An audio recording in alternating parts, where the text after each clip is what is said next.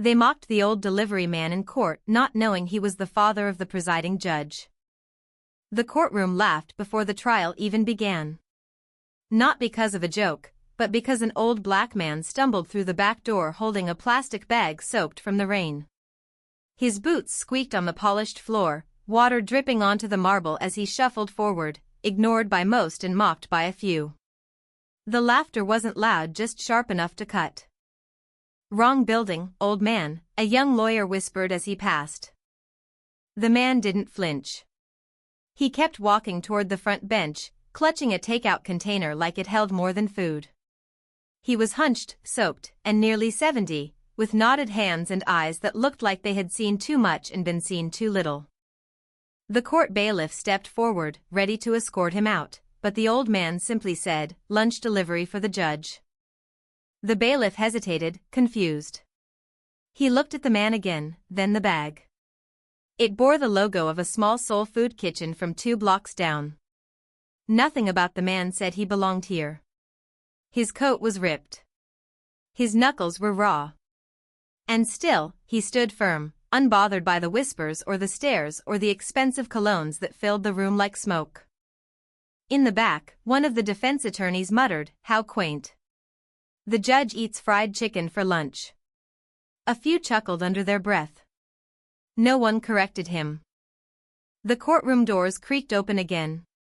Everyone stood as the presiding judge entered. A black woman in her 40s with braided hair pulled into a neat bun, robe crisp, eyes sharp and unreadable.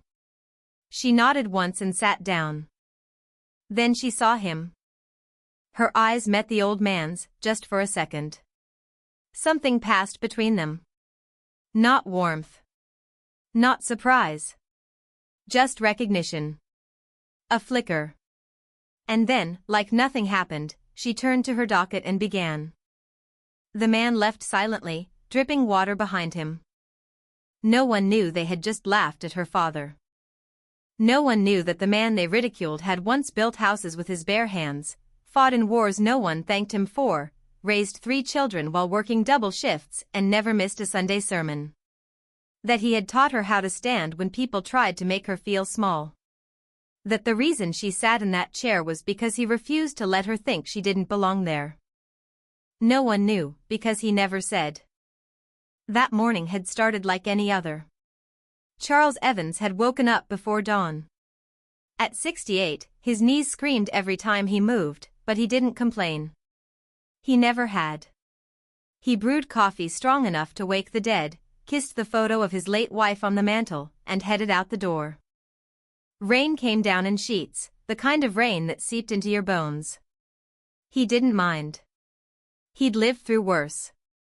The kitchen opened at 6. He was there at 5:30, helping Miss Louise prep the cornbread. They didn't need him there. He didn't get paid. But he showed up every day, delivering meals to offices, banks, hospitals, and yes, courthouses. Not because he had to. Because he wanted to stay busy. Because he liked people, even when they didn't like him back. That morning, the judge, his daughter, now known only as Your Honor, had called in her order like usual. Baked mac and cheese. Collard greens. No salt on the catfish. He smiled when he saw her name on the slip. "I'll take this one," he told Miss Louise. "You sure, Charlie? It's pouring out there. I've walked through worse storms." And he had. In his youth, Charles Evans had been refused service at diners, spit at during protests, called every name imaginable. He had watched men walk free after killing boys who looked like his son. He had watched women clutch their purses tighter when his hands were full of groceries. Still, he had never stopped believing in dignity. He didn't dress nice. Didn't talk fancy. But he held himself like someone who had earned his place on this earth. So when they laughed at him in that courtroom, he didn't feel shame. He felt something else, sadness, maybe. Because he knew how quick people were to decide someone's worth based on a coat, or a bag, or the wrinkles on their skin. He had lived long enough to know that the loudest cruelty often came dressed in silk ties and smiling mouths. Back in her chambers, Judge Naomi Evans closed her door gently. She sat down. Unwrapped the food slowly. It was still warm. She stared at the container for a moment before whispering, "Thanks, Daddy." But outside those chambers, the trial began and the air changed. It was a civil case involving a black small business owner suing a major insurance company for racial discrimination. The company had denied his claim 3 times. Delays. Lost paperwork. More delays. He had lost everything.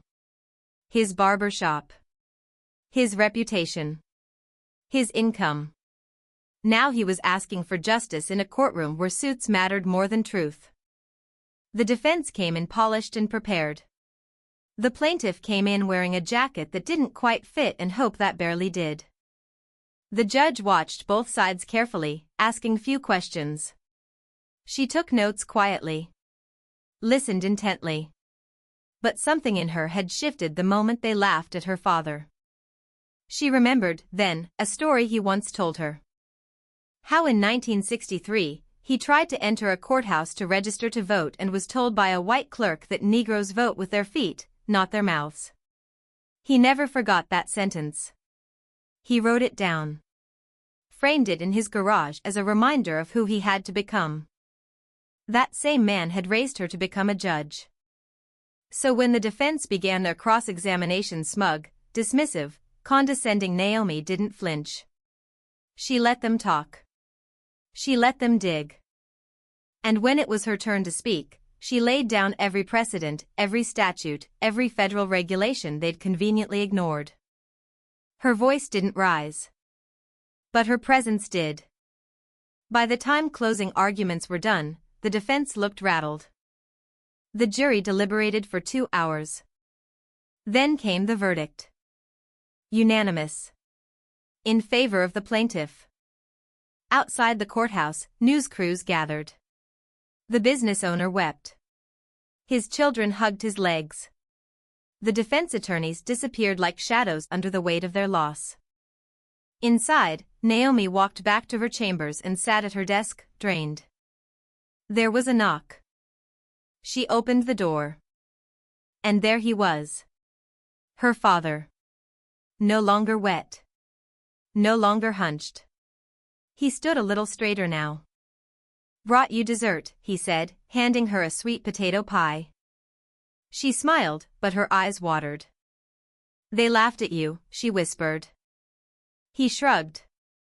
"Ain't the first time." "They didn't know." "They didn't need to."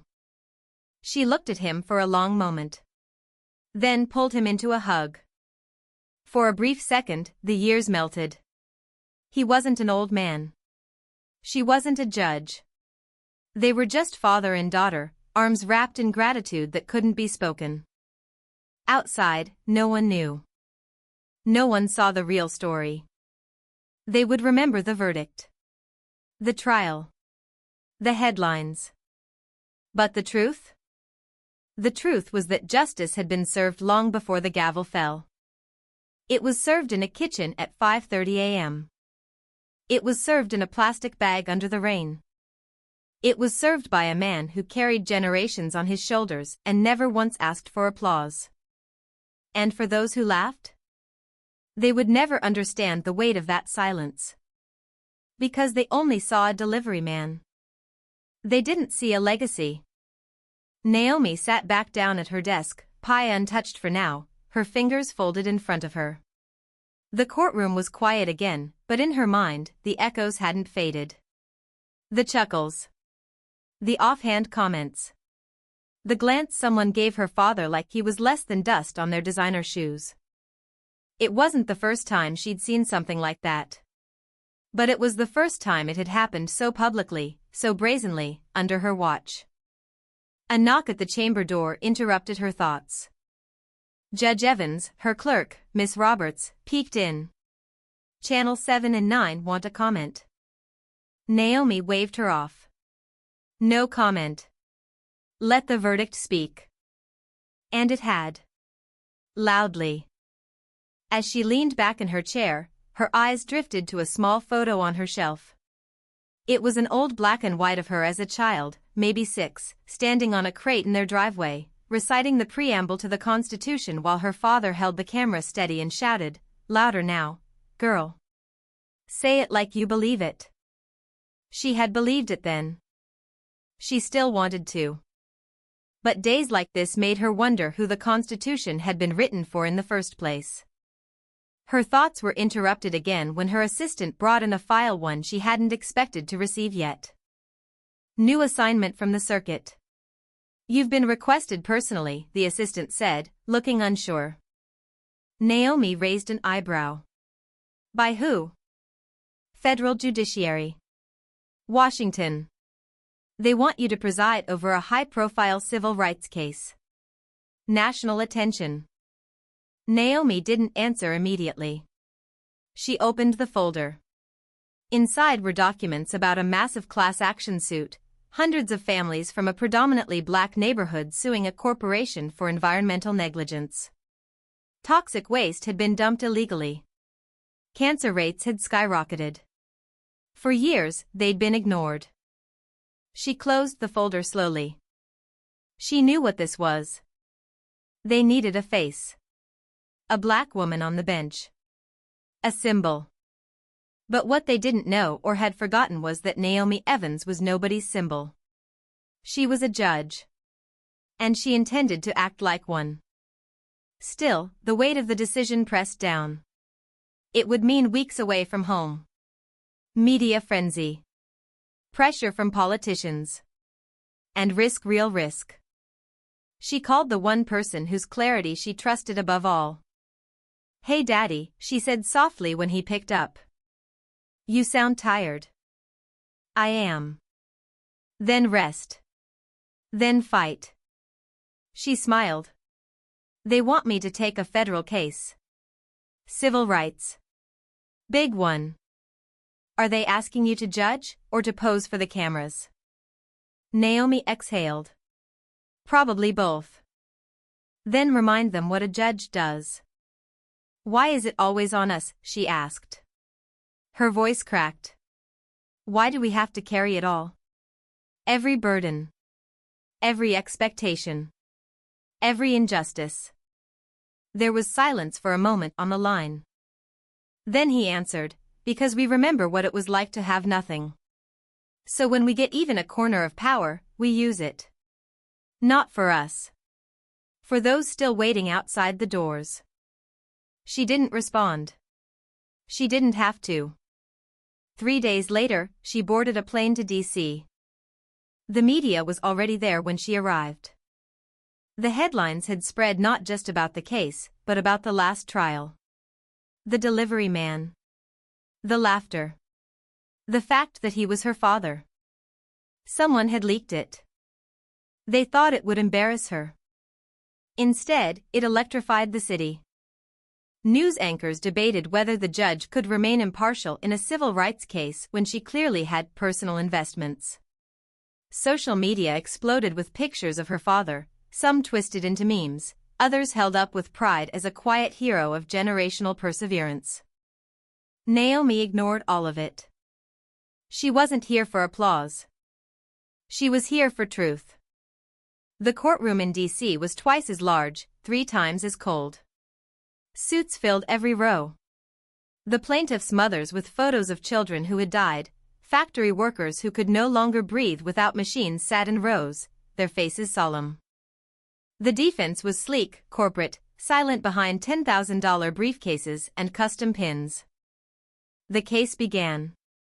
Weeks passed. Testimony after testimony. Charts, emails, graphs. The evidence was devastating. The cover-up was clear. The harm was real. But every night, Naomi returned to her temporary apartment and opened her laptop to see another news segment calling her emotionally compromised. They didn't say that about white male judges whose sons worked in oil companies. They didn't say it about justices who vacationed with CEOs. But for her, a black woman with a father who carried lunch into a courtroom, they screamed bias. On the 3rd week of trial, she received an anonymous envelope. Inside, a photo. Her father, asleep on a bench outside the D.C. courthouse. His jacket was over his chest. His cane rested beside him. There was no note. Just the image. And a message buried between the lines: "He's not safe here. We know who he is." That night, she met her father at a diner far from the city. She slid the photo across the table. He looked at it, then at her. "I'm not afraid," he said. "You should be," she replied. "You think this is new, Naomi?" he asked. "You think being watched, threatened, dismissed, that's something I haven't known my whole life?" She didn't answer. He continued. "I sat at segregated counters. I cleaned schools that wouldn't let me attend. I watched your mama give birth to you with a nurse who wouldn't hold her hand. You think I'm gonna be afraid of some coward with a camera?" Tears stung her eyes. "You shouldn't have to still be carrying this," she whispered. "I'm not carrying it, baby. I'm handing it off." She reached across the table and held his hand. It was rough, calloused, but steady. She remembered then not just the battles he fought but the ones he let her win. When she was 15 and wanted to quit debate after a white judge told her she was too aggressive. When she wanted to leave law school after being accused of plagiarizing her own work. When she almost didn't apply for the bench because someone told her, "They already have one like you in this district." Every time, he had said the same thing. "They can't lock every door. And if they do, we build a new house." Now she was sitting in that house. And it was time to build another one. Back in court, Naomi changed her tone. She questioned the defense more directly. She requested sealed documents be made public. She demanded accountability, not just legality. The courtroom shifted. And on the final day of trial, she said something that stopped the room cold. "Justice," she began, "does not mean we forget who has been forgotten." She paused. "Justice means we remember them." Loudly. And without apology. The plaintiffs wept openly. The jury returned 2 days later. They ruled in favor of the community. Damages, $168 million. A national investigation into the company's practices was launched immediately after. But Naomi didn't stay for the interviews. She boarded a quiet flight home. When she arrived back in her city, the courthouse steps were full. Not with reporters. But with people. Janitors. Teachers. Clerks. Store owners. All there, clapping silently as she walked up those steps. Waiting on the bench outside was her father. He stood when he saw her. "You build that new house?" he asked. She smiled. "I think we both did." And then, for the first time in a long time, Naomi Evans let herself exhale. But she knew the fight wasn't over. Because tomorrow, someone else would be laughed at. Someone else would be ignored. Someone else would be told they didn't belong. And when that happened, she would be ready. Because her father's legacy wasn't just blood. It was blueprint. Naomi stepped into her chambers the next morning to find a single white envelope on her desk. No stamp. No handwriting. Inside was a letter. Neatly typed. No signature. It read, "You are being watched. Stay in your lane. Or he won't wake up next time." No name. No symbol. Just threat. She stared at the paper, unmoving, as the morning sun crept across the floor. Was this the price of justice? Fear? Was this what her father had endured for years in silence, the unspoken price of dignity? She folded the letter without a word and slid it into a file marked evidence. Then she reached for her phone and made a call. "Detective Rains." "I need a protection detail," Naomi said. "For my father." There was a pause on the line. "Understood, Judge. Do you want us to look into?" No. Just the detail. For now. The line clicked off. She knew who sent the letter. Maybe not the individual, but the system. The kind of power that hides behind tailored suits and country club smiles. The kind that thinks silence is safety. But silence had never protected her. Her voice had. And she would not be silent now. That afternoon, she held a press conference, her first since the trial began. Reporters crowded in, jostling for space.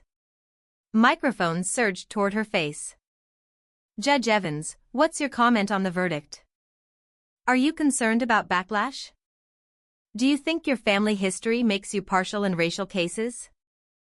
What do you say to those who claim your father's appearance was staged for sympathy? She raised a hand. The room stilled.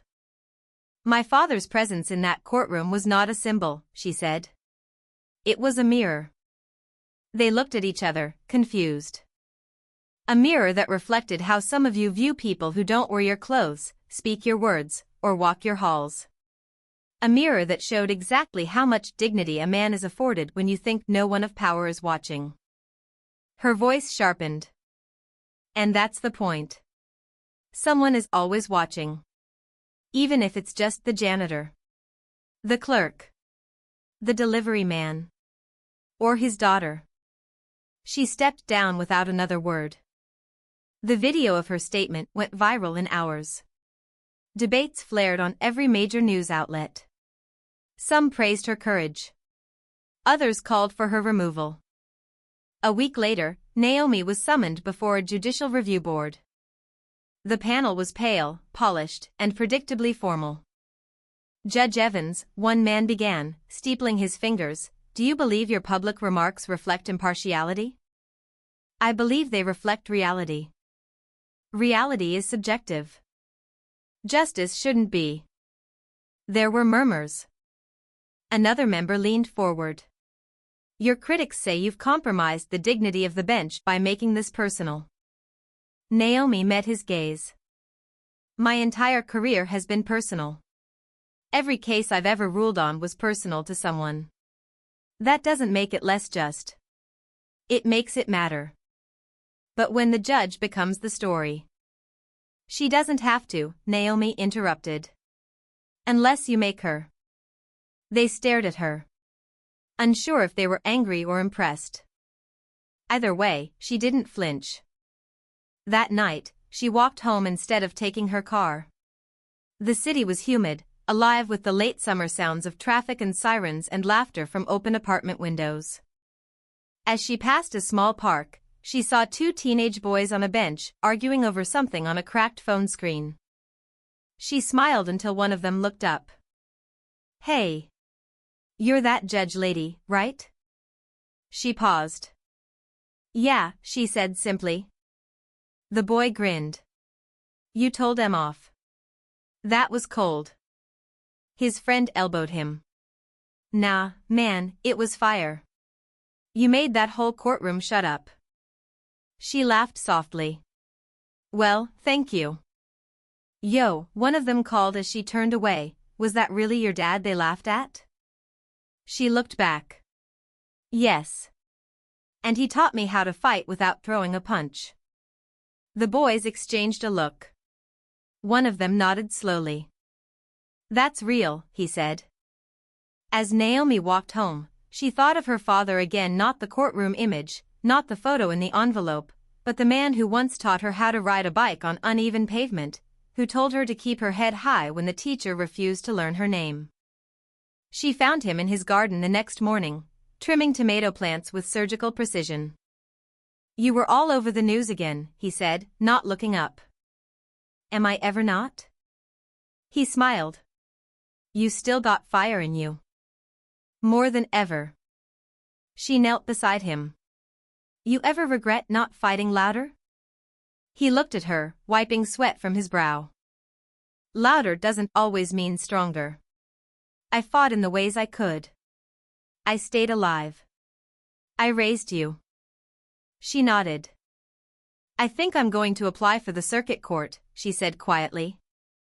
He didn't blink. Good. That seat needs someone who remembers who's not in the room. Later that year, Naomi's nomination was confirmed. The Senate hearings were brutal. Every mistake, every decision, every relationship dissected. At one point, a senator asked pointedly, "Do you believe your background clouds your objectivity?" Naomi answered without hesitation, "I believe my background sharpens my clarity. If you're asking whether I care more about justice for the vulnerable than protecting the powerful, then yes." Unapologetically. The chamber was silent. And then a single clap. Her father, sitting in the back row, had risen to his feet. Others followed. Not all. But enough. A month later, she stood on the steps of her new court. Her father beside her. Reporters clamoring for comment. She ignored them. Instead, she turned to the young interns behind her, mostly women, mostly black or brown, mostly wide-eyed and overwhelmed. She pointed at the door. "Open it," she said. They did. And Naomi Evans, daughter of a delivery man, survivor of ridicule, wielder of justice, stepped through. She didn't look back. Because legacy wasn't in the past. It was what came next.